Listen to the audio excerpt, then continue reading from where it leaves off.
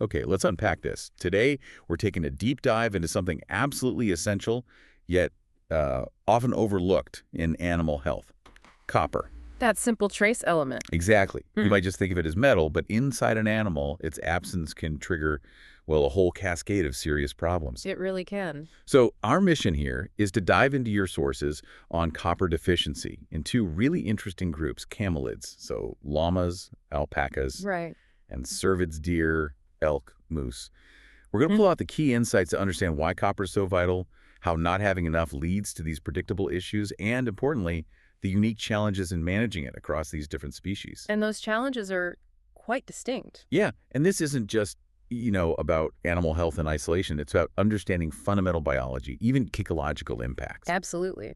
What's fascinating is that copper is essential for all mammals, period. But it's a real double-edged sword. Vital for life, yes, but highly toxic if you get too much. And its power isn't from free copper ions floating around the body, keeps those levels incredibly low. Okay. Instead, the magic happens through specific proteins called coenzymes. Think of them as machines that need a copper key to work. Got it. Like little catalysts. Precisely. They catalyze critical reactions all over the body. So, and this is key, copper deficiency isn't one single disease. It's a syndrome. A syndrome, meaning? Meaning a whole spectrum of clinical signs, all tracing back to the failure of these specific copper-dependent enzymes. Okay, so if copper is this essential key, what exactly does it do? What reactions are we talking about? How do these enzymes work their magic? Right. Let's break down what these coenzymes actually enable. It shows you why a deficiency hits so many systems. Makes sense. First, there's a huge one involved in energy production. Cytochrome C oxidase, or CCO. Okay. Think of copper here as like a spark plug for the cell's power generators, mitochondria, especially in tissues that burn a lot of energy, like the brain and nervous system. High metabolic demand. Exactly. Without enough copper for CCO, these energy generators, well, they sputter. Cells starve for oxygen, essentially. Cellular anoxia. They can even die off. And that hits the nervous system hard. Very hard. It's a major driver behind neurological issues like swayback or enzootic ataxia, particularly in deer. You get demyelination, the stripping of the nerve's protective coating, and neurodegeneration. Wow. Okay, what else? Then there's lysyl oxidase, LOX. This one's crucial for connective tissues. Collagen and elastin. You got it. Think of copper here as the body's superglue. LOX needs copper to form and stabilize strong, elastic tissues, bone, cartilage, blood vessels, skin. So deficiency means weak glue. Basically, yes. Weak, defective connective tissue. That leads to fragile bones, osteoporosis, even spontaneous fractures, especially in young, growing animals. Ouch. And weaker blood vessels, too, which can cause serious problems, even things like aortic rupture. Okay. Energy, structure. What's next? Next up is ceruloplasmin. This acts as copper's main delivery truck. Transporting it around. Yeah, carrying copper from the liver where it's stored to the rest of the body. But interestingly, it also plays a vital role in iron metabolism. Iron. How? It has what's called peroxidase activity. It helps the body load iron onto its own transport molecule so it can be used, like for making red blood cells. So low copper means problems using iron. Exactly. If this delivery truck, ceruloplasmin, isn't working properly due to low copper, the animal can't mobilize iron effectively, and you can end up with a secondary iron deficiency anemia, microcytic hypochromic anemia specifically. Fascinating link. Keep going. All right, then there's copper, zinc superoxide dismutase, or SOD1.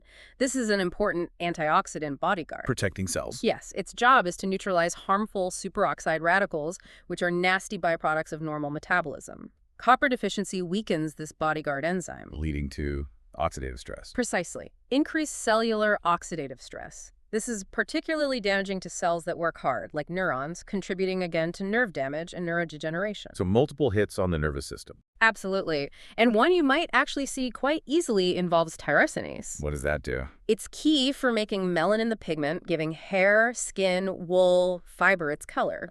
So deficiency causes fading. You got it.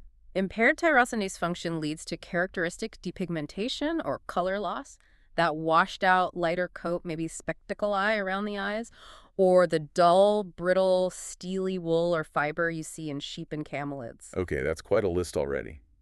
Any others? Well, briefly, there are others involved in neurotransmitter synthesis, like dopamine hydroxylase and monoamine oxidases.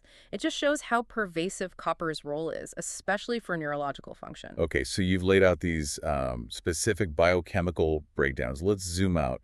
What's the big picture? How do all these enzyme failures translate into the kind of widespread body dysfunction we can actually see? Right, connecting the dots. When these enzymes fail, it ripples outwards, causing predictable problems across the whole body. Makes sense. For neurological health, we've touched on this, but the central nervous system is just so vulnerable because of its high energy needs and susceptibility to oxidative stress. That nerve damage, the demyelination and swayback, it's a direct result of CCO and SOD1 failure. Okay. What about the immune system? The immune system takes a definite hit. Copper is critical for immune cell function and activity. Deficiency leads to marked immunosuppression, meaning neutrophils, key bacteria fighters, don't work as well. T lymphocytes and B lymphocytes, crucial for targeted immunity, are impaired, so animals become far more susceptible to infections, parasites, bacteria, you name it. Which explains why deficient herds often seem sicker. Exactly. Even subclinical deficiency can lower resistance across the board. Then, connective tissue and skeletal integrity. That LOX failure means the whole body's framework is compromised. We talked about fragile bones. Right. In young animals especially. Yeah. Soft bones, deformities, high risk of fractures from just normal activity, plus weakened arteries, compromised joints. It's systemic weakness. And finally, blood and heart. Yes, hematopoiesis and cardiovascular health. Indirectly, via ceruloplasmin and iron, copper impacts red blood cell formation, potentially leading to anemia over time.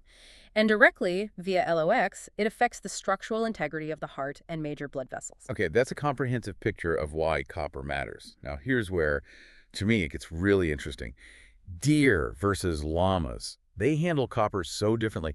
How does their digestion drive them? Yes, the tale of two stomachs, essentially. It's a fantastic example of how physiology dictates nutritional challenges. So walk us through it. Ruminants versus the deer. Okay, ruminants, like cervids, have that complex four-chambered stomach.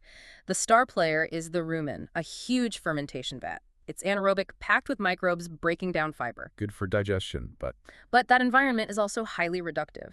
The microbes produce sulfide from sulfur in the diet. This combination reductive environment plus sulfide creates the perfect conditions for forming copper antagonists. antagonists meaning things that block copper. Exactly. Any copper eaten first hits this rumen environment and can get chemically tied up before it even reaches the small intestine where absorption happens. Okay, now contrast that with camelids, pseudo-ruminants. Right, pseudo-ruminants like llamas and alpacas have a three-chambered stomach. Their first compartment, C1, is also for fermentation, but it's different. How so? Its walls have glandular saccules, the environment is generally better buffered, less pH swing, and food stays in there longer. While similar microbes are present, these different conditions likely change how antagonists form compared to a true rumen. So the chemistry is different. The chemistry and the physical environment are different, yes. Now, for both groups, the main site of copper absorption is the small intestine, but what gets to the small intestine is key. precisely. The bioavailability, how much is actually absorbable, depends entirely on the chemical form of the copper after it's passed through those four stomachs. That makes perfect sense.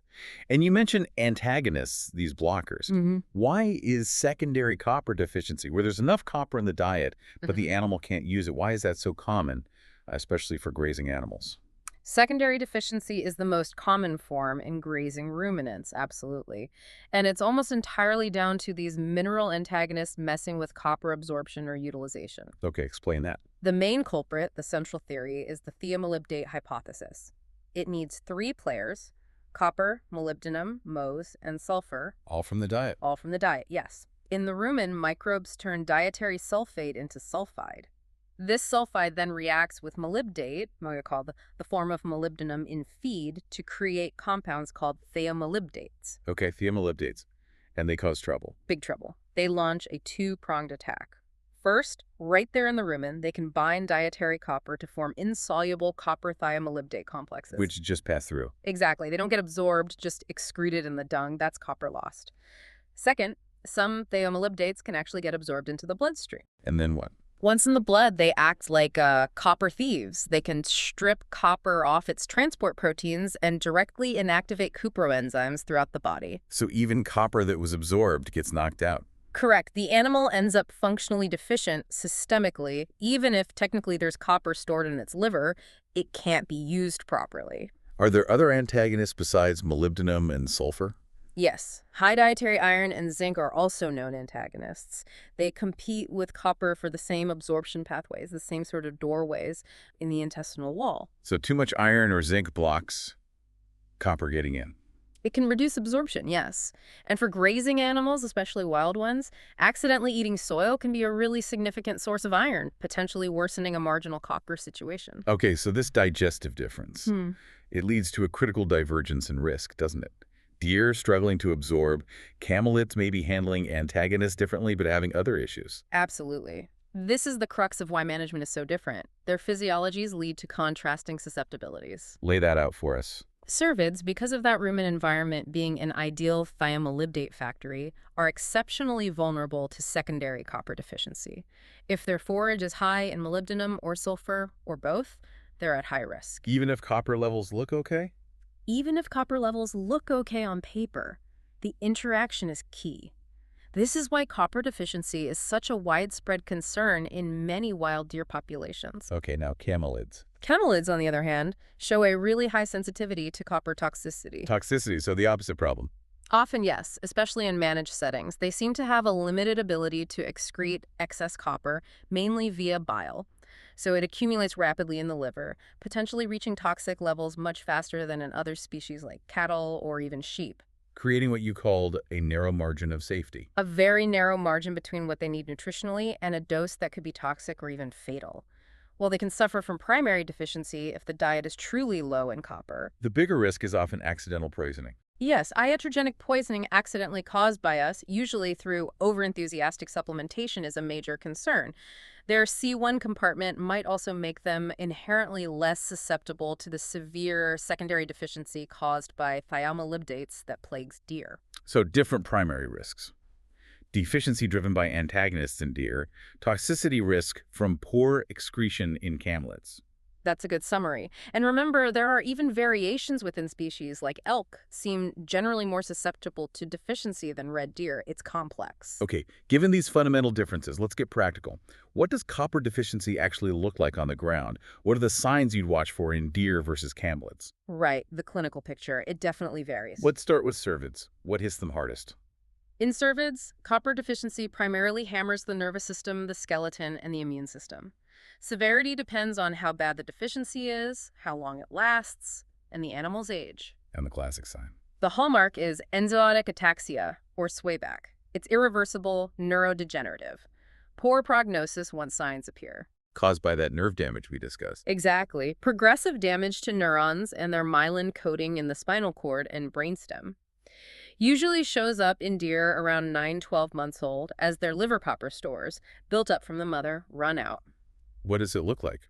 You see a characteristic wobbly swaying gait, especially in the hind legs, stumbling, losing balance, difficulty rising, eventually paralysis and death. Post-mortem findings are quite clear nerve damage, myelin loss. Grim. What about the skeletal issues? Yes, skeletal and connective tissue disorders due to that lysyl oxidase failure. In young, growing deer, fawns especially, you see fragile bones, osteochondrosis, which is defective cartilage, and bone growth in joints osteoporosis. Leading to fractures. A much higher rate of spontaneous fractures, often leg bones like the humerus or femur, just from normal running or jumping. Also, swollen joints, lameness, maybe odd gaits like being cowhocked or bunny hopping. And the weaker blood vessels. That can lead to things like aortic rupture, which is obviously fatal. Okay, neuro, skeletal. What else? You'll often see changes in the coat, dull, harsh texture, maybe lighter or faded color due to the tyrosinase issue. But perhaps most significant economically and ecologically is poor growth and ill thrift. They just don't do well. They don't. Even hidden subclinical deficiency strongly correlates with reduced growth rates in young deer, lower adult body weights, and potentially smaller antler size. It's the iceberg effect. Meaning the obvious cases are just the tip? Exactly. The few animals showing clear ataxia or fractures signal a much wider problem of poor performance and reduced fitness affecting the whole population underneath. And finally, impaired immunity. Making them prone to disease. Yes, more susceptible to parasites, bacterial infections, general poor health. There are also anecdotal reports linking deficiency to reproductive failure and poor antler development. Okay, that's a pretty clear picture for deer.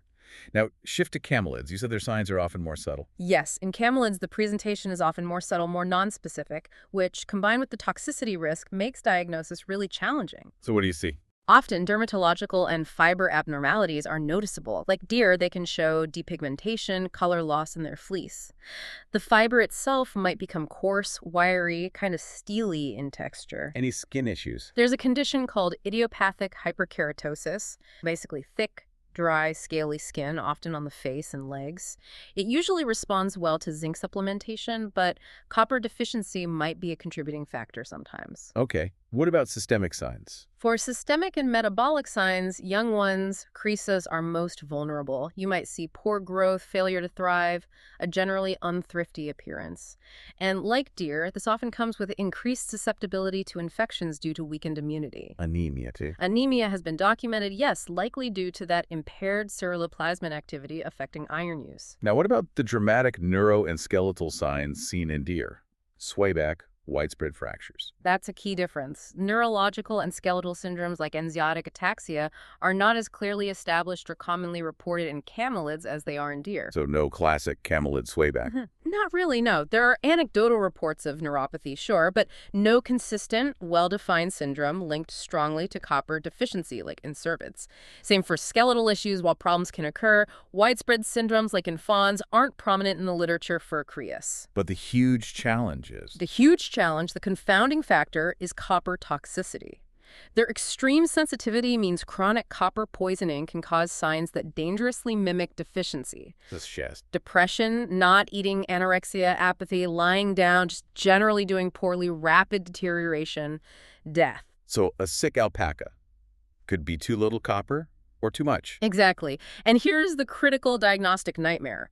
Camelids typically do not show the classic hemolytic crisis, the jaundice, the red urine from red blood cell breakdown that you see in sheep with copper toxicity. But you lose that key warning sign. You lose a major clinical clue. It makes telling chronic toxicity from deficiency based on signs alone incredibly difficult, almost impossible while the animal is alive. Leading to that treatment dilemma you mentioned. Precisely.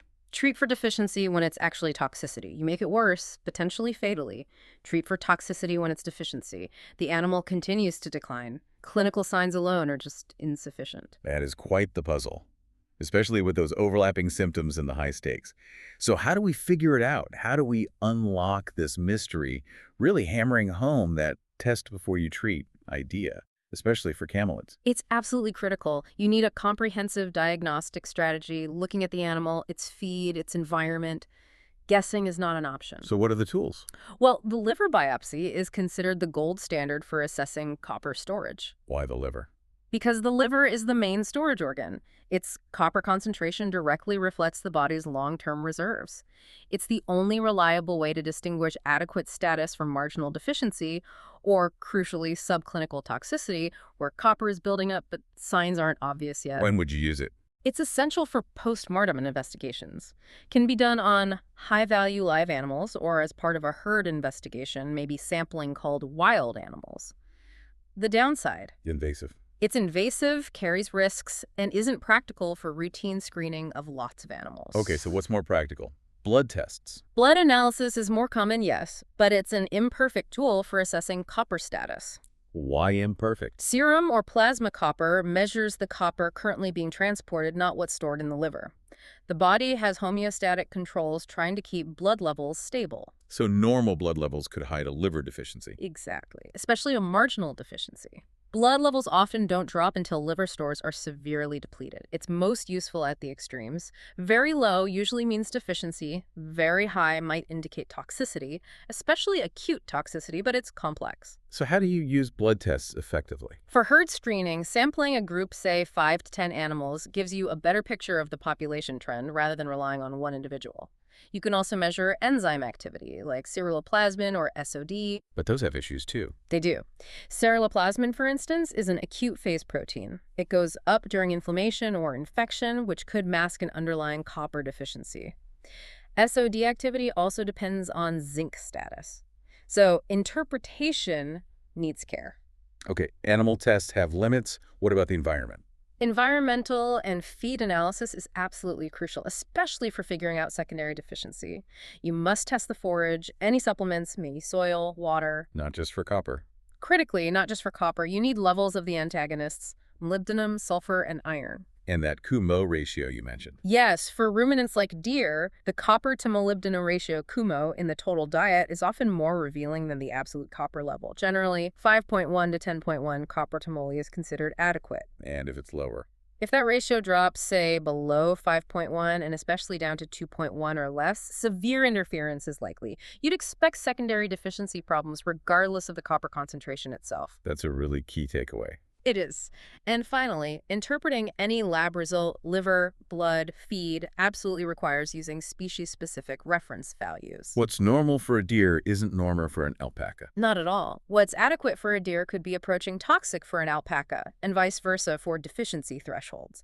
You have to compare apples to apples. Okay, so we've done the detective work, maybe liver biopsies, blood tests, feed analysis.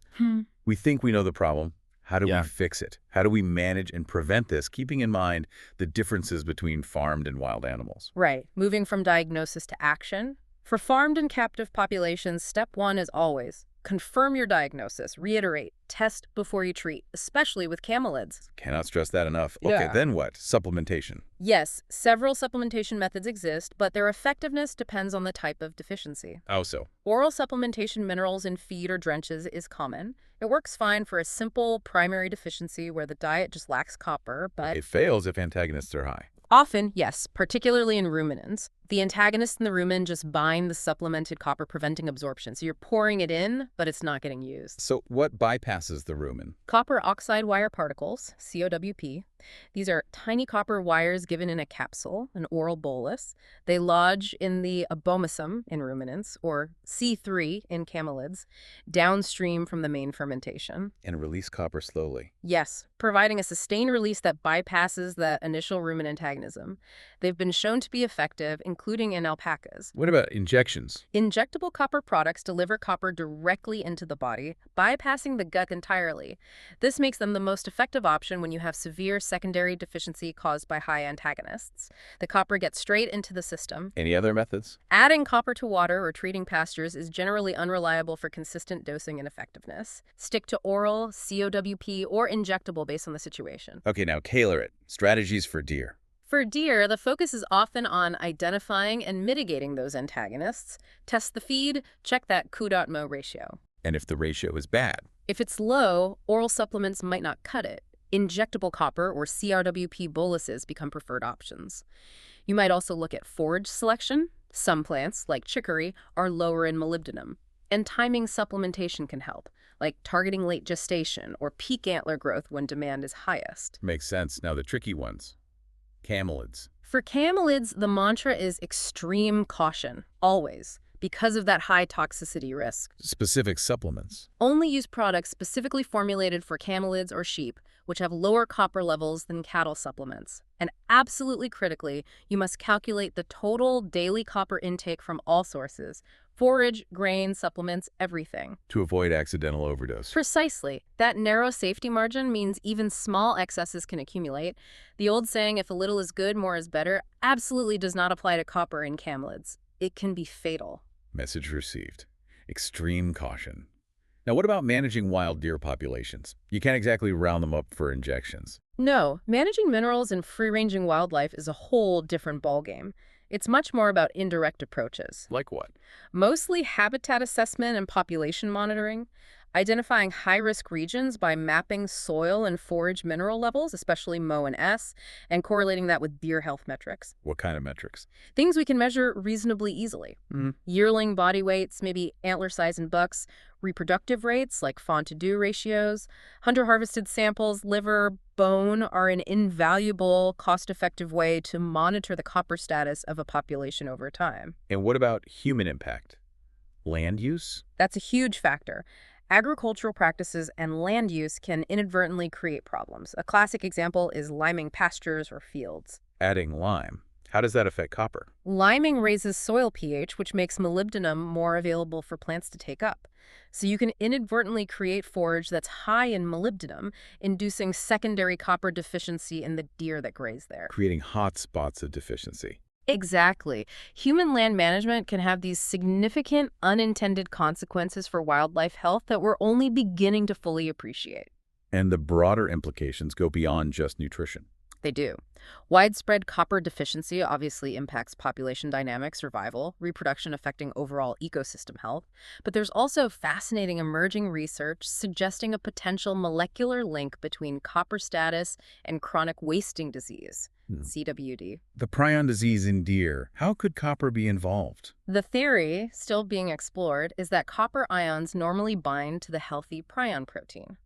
It's thought that copper status might influence how the abnormal, disease-causing prion protein misfolds or propagates. Wow, that elevates mineral nutrition significantly. It absolutely does. It suggests copper status could be a factor in the susceptibility or progression of CWD, making mineral management a potentially critical piece of holistic wildlife disease management and conservation strategy. It's an active area of research. So bringing it all together, especially for managed animals, For farmed or captive animals, it boils down to an integrated health planning approach.